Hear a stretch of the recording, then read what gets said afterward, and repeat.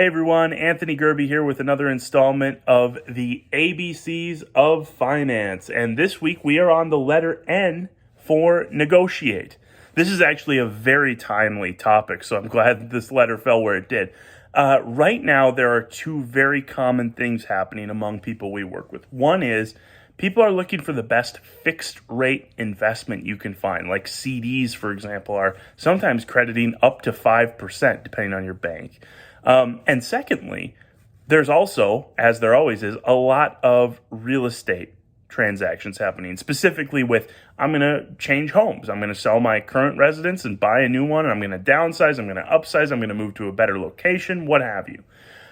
In both of those circumstances, the word negotiate is key because I think a lot of people view banks or lending institutions as sort of this brick wall. They give you what they're going to give you and that's it. And there's no room for negotiation. And I'm not saying you have to, haggle with them per se. But in the case of fixed rates, it's worth asking, hey, if I were to go to the bank of your choice, if I'm a new customer, that's worth something to you. I haven't had my money here before. Now I'm going to have some money here in the case of getting a fixed rate. What's that worth to you? Can we do better on the rates that are printed on the internet? By the same token, if you've got a longtime bank and you want to work with them again, say, look, I'm not trying to hold this over your head, but I could go down the street to a different bank, be a new customer, and they might give me a better rate. I compare this to if you switch cell phone providers and they're offered to pay off your old contract and give you a free phone. That's a better deal than they give to their current customers because, of course, they know you're going to be a long-time customer after that. Do the same thing with a bank in terms of interest rates. Secondly, on mortgages, or interest rates is what that really boils down to.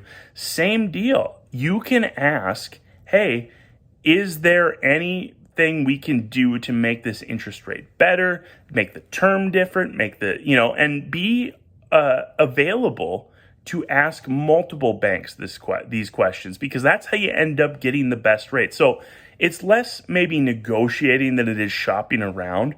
But let them know that you're shopping around because banks want to retain their customers. That's how their business works. And they may be willing to give you a slightly better deal if you are willing to go down the street. And you should be willing because if they've got a better deal down the street, that's what's best for you.